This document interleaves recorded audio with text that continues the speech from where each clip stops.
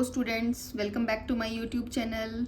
आज मैं आप लोगों के सामने एक नई वीडियो लेके आई हूँ जो कि क्लास 10th के चैप्टर फर्स्ट की एक्सरसाइज 1.2 की है। एक्सरसाइज 1.1 का डिस्कशन हम इससे पहली वीडियो में कर चुके हैं। उसके हर एक क्वेश्चन की एक्सप्लेनेशन हमने देख ली है और एक वीडियो पे में हमने इंट्रोडक्शन पार्ट का डिस्कशन किया था इस चैप्टर का। ठीक है, इसको देखने से पहले आप एक बार वो वीडियो ज़रूर देख लीजिए, आपको उससे बहुत हेल्प मिलने वाली है। ठीक है, तो चलिए शुरू करते हैं अपनी exercise 1.2। First question, prove that √5 is irrational. हमें √5 को यहाँ पे इरेशनल प्रूव करना है। वैसे तो देखिए क्लियरली दिख ही रहा है कि रूट में अगर मेरा प्राइम नंबर लिखा हुआ है तो वह है तो इरेशनल ही। ठीक है, और ये सारे कंसेप्ट हम इंट्रोडक्शन वीडियो में डिस्कस कर भी चुके हैं। ठीक है, बट यहाँ पे स्टेप वाइज हमें एक्सप्लेन करनी है चीज़ें। ठीक है, बोर्ड्स में सारे स्टेप्स के अपने मार्क्स होते हैं। ठीक है, इसलिए हमारे स्टेप भी सही होने चाहिए और प्रेजेंटेशन भी अच्छी होनी चाहिए। इस क्वेश्चन को डिस्कस करते टाइम पहले तो मैं आपको सिंपल डिस्कशन करके बताऊंगी कि स्टेप्स कौन कौन से इंक्लूड हैं, कैसे हमें सॉल्व करना है। ठीक है, उसके बाद मैं आपको एक अच्छी सी प्रेजेंटेशन भी दिखाऊंगी क्वेश्चन की कि आपको बोर्ड में उसको प्रेजेंट करना कैसे है, ताकि एग्जामिनर आपका एक भी मार्क्स कट ना कर पाए कहीं भी। ठीक है, तो चलिए लेट स्टार्ट। कैसे करना है सॉल्व क्वेश्चन को। सबसे पहले हमें अगर प्रूव करना है कि ये इरेशनल है तो हम इसको उल्टा मान के चलते हैं। उल्टा सपोज हमने कर लिया कि ये एक रैशनल नंबर है। ठीक है, तो चलिए late us assume √5 is rational number. अब रैशनल नंबर कौन से होते हैं? रैशनल नंबर होते हैं जो a/b फॉर्म के होते हैं या कह लो p/q फॉर्म के होते हैं, है ना। इसमें जो हम नाम यहाँ पे नंबर का ले रहे हैं उससे कोई फर्क नहीं पड़ता। ठीक है, फर्क क्या पड़ता है? फर्क ये पड़ता है कि a और b मेरे को प्राइम होनी चाहिए। ठीक है, तो यहाँ पे क्या होता है प्राइम नंबर्स रैशनल नंबर्स में कि a और b मेरे को प्राइम होते हैं। a and b are coprime. Clear? Where b is not equal to 0। हमेशा b is not equal to 0 रहेगा।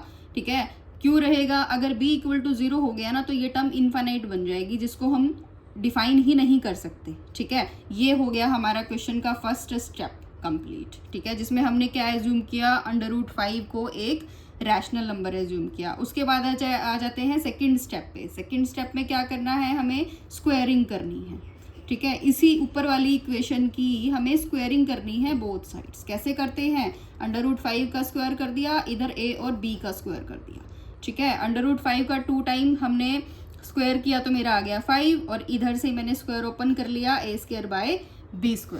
उसके बाद क्या करेंगे? b को इस तरफ ले आओ तो क्या आ गया? b² × 5 is equal to a²। अब इस स्टेप से क्या क्या कंक्लूजन निकलता है कि इक्वल के इस तरफ में जितने भी नंबर हैं अगर वो हम उसको इस तरफ लेके आते हैं तो वो नंबर इस नंबर को डिवाइड करते हैं। जैसे कि b² को अगर यहाँ लाएंगे तो वो a² को डिवाइड करेगा, अगर 5 को यहाँ लाएंगे तो 5a² को डिवाइड करेगा। ये कंक्लूजन निकल रहा है ना। और ये हमारी एक थ्योरम भी है जो मैंने इंट्रोडक्शन पार्ट में आपको बहुत अच्छे से एक्सप्लेन करी है, विद एग्जाम्पल एक्सप्लेन की है। ठीक है, तो यहाँ से क्या कंक्लूजन हम निकाल लेते हैं कि 5 जो है वो डिवाइड करता है a² को, और एज इट इज़ हम यहाँ पे लिख देते हैं as a² is divisible by 5, therefore a is divisible by 5। ये हमारी थ्योरम है जो हमने यहाँ पे एज इट इज़ अप्लाई की है। ठीक है, इसको हम अपना स्टेप नंबर फर्स्ट मान लेते हैं। ठीक है जी, उसके बाद इसी स्टेप नंबर फर्स्ट से इसी इक्वेशन फर्स्ट से हम अपने नेक्स्ट स्टेप पे मूव करेंगे। यहाँ तक 2 स्टेप हो चुके हैं। पहले स्टेप में हमने क्या किया? इसको एज्यूम कर लिया। सेकंड स्टेप में हमने उसका स्क्वायरिंग बोथ साइड कर ली। अब चला है जी नेक्स्ट स्टेप थर्ड, जिसमें हम एज्यूम करेंगे कि जो a है वो डिविजिबल बाय 5 है।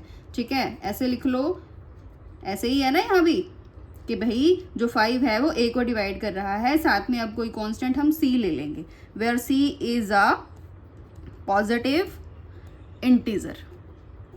ठीक है जी, इस स्टेप पे आ गए। अब इसके बाद 4 स्टेप हो गए यहाँ तक।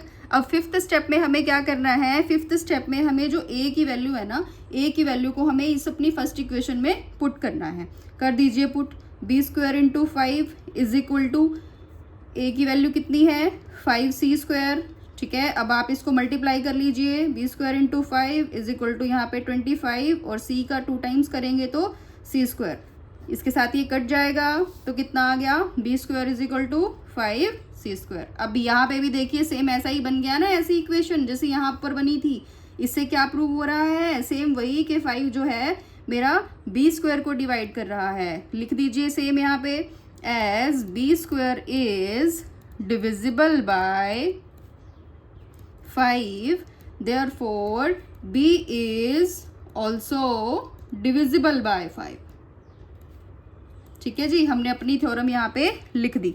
उसके बाद अब देखिए मेरा ये स्टेप 2 हो गया। स्टेप 1 से क्या आया था कि a जो है वो डिविजिबल है 5 से, और सेकंड स्टेप से भी क्या आया, जो 5 है वो मेरा b को भी डिवाइड कर रहा है। अब ये तो कैसे पॉसिबल है कि 5 a को भी डिवाइड करे और 5 b को भी डिवाइड करे, जबकि a और b हम क्या मान के चले थे, को प्राइम नंबर्स है। ठीक है, बट को प्राइम नंबर्स की डेफिनेशन क्या होती है, को प्राइम नंबर में तो ओनली 1 कॉमन आता है, उसके अलावा तो कुछ कॉमन ही नहीं आता। तो ये तो कॉन्ट्रडिक्शन हो गई। अगर इन दोनों नंबर में से, अगर a और b में से मेरा 5 कॉमन आ गया, 5, फिर ये तो कॉन्ट्रडिक्शन हो गई ना, मेरा तो सिर्फ 1 कॉमन आना चाहिए था उसमें से। ठीक है जी, तो वही चीज़ हम यहाँ लिख देंगे कि यहाँ पे कॉन्ट्रडिक्शन आ गई है। ठीक है, कॉन्ट्रडिक्शन आ गई तो हमारा क्या प्रूव हो गया कि √5 जो है वो रैशनल नहीं है, वो एक इरैशनल नंबर है। ठीक है, तो हमने ये प्रूव कर दिया। लास्ट में लिख देंगे हैंस प्रूव्ड। अब प्रेजेंटेशन कैसे रखनी है क्वेश्चन की, लेट्स सी के प्रेजेंटेशन कैसे रखनी है। ये है जी क्वेश्चन की स्टेप वाइज प्रेजेंटेशन, जिसको हम एक ट्रिक की हेल्प से भी याद रख सकते हैं। ट्रिक क्या है, एज टैप। A4 एज्यूम, सबसे पहले स्टेप में एज्यूम किया था। S4 स्क्वायरिंग किया था बोथ साइड सेकंड स्टेप में। थर्ड स्टेप है T4 थ्योरम अप्लाई किया था। थर्ड स्टेप हमारा ये रहा जिसमें हमने थ्योरम अप्लाई की थी। फिर A4 एज्यूम, दोबारा एज्यूम किया था, जो थ्योरम का रिजल्ट आया था उसको दोबारा एज्यूम किया था। फिर P4 put the value put करने के बाद में हमारे दोनों नंबर को प्राइम नहीं थे, ये प्रूव हो गया था। ठीक है, और उसके बाद हमने क्या लिख दिया था कि √5 क्या है, एक इरैशनल नंबर है। ठीक है, तो आप क्वेश्चन की प्रेजेंटेशन अगर अपनी ऐसी रखेंगे तो आपका कहीं भी कोई भी मार्क्स नहीं कट सकता बोर्ड में। ठीक है, चलिए जी नेक्स्ट क्वेश्चन पे आ जाते हैं। Question number 2, prove that 3 + 2√5 is irrational. इसको हमने इरैशनल प्रूव करना है। प्रोसीजर क्वेश्चन का इसका भी सेम रहेगा पहले वाले क्वेश्चन की तरह, जैसे उसमें हमने रैशनल मान के प्रूव किया था, इसको भी हम रैशनल मान लेंगे और फिर कॉन्ट्रडिक्शन प्रूव हो जाएगी। ठीक है जी, तो चलिए स्टार्ट करते हैं क्वेश्चन। सबसे पहले क्या करना है, एज्यूम करना है। Let us assume 3 + 2√5 is rational. ठीक है, रैशनल हमें पता है p/q फॉर्म के होते हैं। ठीक है, तो हमने इसको वैसे ही एज्यूम कर लिया। हमने ले लिया ये किसके इक्वल है, a/b के है, बिकॉज ये एक हमने रैशनल नंबर मान लिया where a and b are coprimes and b not equal to 0। Also a and b क्या होते हैं, इंटीजर्स होते हैं। a and b are integers. ठीक है, अब नेक्स्ट स्टेप हमारा क्या रहेगा, √5 को तो हमें इक्वल के इस तरफ रखना है, बाकी जो भी बचेगा उस सभी को। अब नेक्स्ट स्टेप क्या रहेगा क्वेश्चन का, हमें √5 को तो इक्वल के इस तरफ रखना है, बाकी हमें उस तरफ ले जाना है इक्वल के। ठीक है, तो सबसे पहले 3 को इस तरफ ले जाओ, इधर बचेगा 2√5 इज इक्वल टू a/b -3, इधर प्लस था तो इधर जाके माइनस हो गया। ठीक है, अब इसका एलसीएम ले लो पहले एक बार। b को b से डिवाइड किया 1 तो यहाँ आ जाएगा a, यहाँ है 1 को b से किया तो b इंटू 3b आ गया, ये एलसीएम आ गया। ठीक है, अब 2 को भी इस तरफ ले जाओ, यहाँ पे √5 बच जाएगा। 2 को भी इस तरफ लेके जाएंगे तो 2 हमारा डिवाइड में आएगा, अगर यहाँ पे मल्टीप्लाई में है तो नीचे आके डिवाइड में हो जाएगा। 3b यहाँ आ जाएगा 2b। ठीक है जी, यहाँ तक पहुँच गए। अब आप देखिए यहाँ पे a और b क्या है, हमने क्या एज्यूम किए थे, a और b ये हमारे इंटीजर्स हैं। यहाँ हम कोई भी इंटीजर रखेंगे, मान लो a -3b है, a की जगह मैं 1 रखती हूँ और b की जगह मैं 2 रखती हूँ। ठीक है, तो मेरा कितना आंसर आता है, मेरा आता है 6 - 1, मेरा -5 आता है जो कि एक इंटीजर है। और b की वैल्यू नीचे हमने क्या यहाँ रख लेंगे, यहाँ भी 2 रख लेंगे तो 4 हो जाएगा, 5/4। ये दोनों ऊपर भी इंटीजर है, नीचे भी इंटीजर है। ठीक है, और फ्रैक्शन में है तो ये एक रैशनल नंबर बन रहा है। रैशनल नंबर बन रहा है ना, p/q फॉर्म का बन रहा है ये भी। ठीक है। और ये √5 क्या है, √5 एक इरेशनल नंबर है। अभी यही चीज़ हम लिख देंगे कि ये इस तरफ तो हमारा इरेशनल नंबर आ रहा है और इस तरफ रैशनल नंबर आ रहा है, तो ऐसा तो पॉसिबल ही नहीं है कि इरेशनल नंबर रैशनल नंबर के इक्वल हो जाए। तो इसमें हमें आगे कुछ भी करने की ज़रूरत नहीं है, यहीं से हमारा प्रूव हो जाता है कि भाई जो √5 है वो एक रैशनल नंबर है और ये एक इरेशनल नंबर है, ठीक है। और दोनों इक्वल आ गए तो ये कॉन्ट्राडिक्शन हो गई, ठीक है। अब इस क्वेश्चन की प्रेजेंटेशन देख लीजिए कैसे करनी है, फटाफट ऐसे करनी है प्रेजेंटेशन हमें क्वेश्चन की, ठीक है। स्टेप बाय स्टेप हमें हर एक चीज़ एक्सप्लेन करनी है और लिखनी भी है, जैसे वर्डिंग लिखी गई है इसकी, ठीक है। आपको हर एक स्टेप में बताना है, ठीक है, लिख के अच्छे से। जैसे कि हमने यहाँ तक मैंने आपको पूरा एक्सप्लेन कर दिया कि कैसे हम लेके गए, इस तरफ लेके गए सभी वैल्यूज़ को, एलसीएम लिया हमने, ठीक है। फिर हमारे पास ये क्या आ गया, यहाँ से ये रैशनल आ गया और ये इरेशनल आ गया, ठीक है। तो हमने लिख दिया उसको वैसे ही, since a and b are integers therefore a minus 3b and 2b is rational, ठीक है। ये रैशनल हो गया, but we know that √5 is irrational, हमें पता है कि ये irrational है। thus contradiction is arisen because of our wrong assumption, thus contradiction is arisen because of our wrong assumption, therefore 3 + 2 √5 क्या हो गया, एक इरेशनल नंबर हो गया। ऐसे हमने इस क्वेश्चन को प्रेजेंट करना है, ठीक है। मैंने ये बताया है question number 3, prove that following are irrationals, जिसका कि पहला पार्ट है, हमें 1/√2 को इरेशनल प्रूव करना है, ठीक है। प्रोसीजर बिल्कुल सेम रहेगा, वही हम रैशनल मान के चलेंगे और फिर कॉन्ट्रडिक्शन आ जाएगी, ठीक है। चलिए शुरू करते हैं। Late us assume 1/√2 is rational, ठीक है। हमने इसको रैशनल मान लिया। किस फॉर्म में लेते थे हम इसको, a/b फॉर्म में लेते आए हैं सभी क्वेश्चंस में, ठीक है, where a and b are coprimes, ठीक है, and b is not equal to 0, ठीक है, where a and b are क्या है, इंटीजर्स भी हैं, ठीक है। ये इंटीजर्स हैं जो कि को-प्राइम हैं, ओके। उसके बाद क्या करना है, हमें रूट वाला नंबर एक तरफ करना है और विदाउट रूट वाले हमें एक तरफ ले जाने हैं, ठीक है जी। √2 को इस तरफ ले जाएंगे और b को इस तरफ ले आएंगे, b इधर आ गया और ये क्या हो गया, √2a हो गया, ठीक है। अब a इस तरफ आ जाएगा, हमें रूट वाला अकेला रखना है नंबर, तो a इस तरफ आ गया, इधर रह गया √2, ठीक है। अब b/a ये हमारे पास आ गया। अब b क्या था, इंटीजर था, a भी क्या था, इंटीजर था, ठीक है। अगर ऊपर भी इंटीजर है और नीचे भी इंटीजर है, उस फ्रैक्शन को मिला के हमारा रैशनल नंबर बनता है। तो फिर से कॉन्ट्रडिक्शन आ गई, देखिए पिछले क्वेश्चन की तरह, ठीक है, कि इधर इरेशनल नंबर आ गया और इस तरफ क्या आ गया, रैशनल नंबर आ गया। तो वही सेम चीज़ हम राइट डाउन कर देंगे, जैसे हमने पिछले क्वेश्चन में की थी कि मेरा एक तरफ रैशनल आ रहा है और एक तरफ इरेशनल आ रहा है, that's why 1/√2 is not a rational number, 1/√2 क्या है, एक रैशनल है। इसको राइट डाउन कर देते हैं फटाफट। तो हमने इसको राइट डाउन कर दिया है, आपको एज इट इज सेम लाइनें लिख देनी है नीचे, सेम वर्डिंग में, ठीक है। Since a and b are integers, therefore b/a is rational, but we know that √2 is irrational, thus contradiction is arisen because of our wrong assumption, ठीक है। thus 1/2 is क्या है, एक irrational number है, hence proved। Next part है 7/5, इसको हमने irrational prove करना है, ठीक है। तो इसको भी सेम वही, पहले हम एज्यूम कर लेंगे कि ये एक रैशनल नंबर है। Let us assume 7/5 is rational,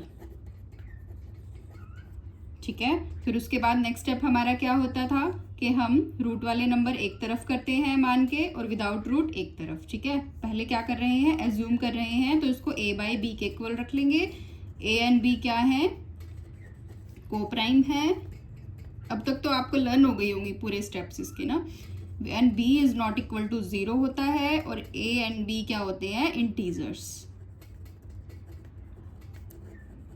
ठीक है। नेक्स्ट स्टेप में क्या करेंगे, रूट वाले एक तरफ और विदाउट रूट एक तरफ, √5 इधर, तो 7 को हम इस तरफ ले जाएंगे, इधर ये मल्टीप्लाई में है तो यहाँ जाके ये डिवाइड में हो जाएगा, ठीक है। सेम देखो वही फिर से कॉन्ट्रडिक्शन आ गई, ऊपर इंटीजर नीचे भी इंटीजर, ये क्या आ गया, इरेशनल इक्वल टू रैशनल आ गया ना, which is not possible.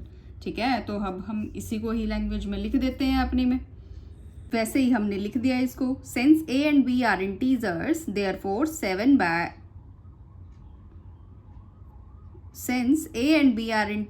therefore a by 7b is rational number.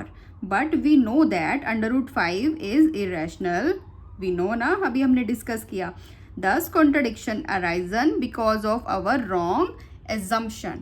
ठीक है, therefore 7 root 5 एक irrational number हो गया। लास्ट थर्ड पार्ट है क्वेश्चन का। इसमें भी सेम, इस नंबर को इरेशनल प्रूव करना है। बिल्कुल डिटो सेम है, कुछ भी चेंज नहीं है क्वेश्चन में। ठीक है, सबसे पहले एज्यूम कर लेंगे कि ये एक रैशनल नंबर है। Let us assume 6 plus root 2 is rational number. ठीक है, 6 प्लस रूट 2 रैशनल हमने माना तो a बाई बी के इक्वल हो गया। a एंड b क्या है, को प्राइम्स हैं, coprimes. b not equal to 0, also a and b are integers.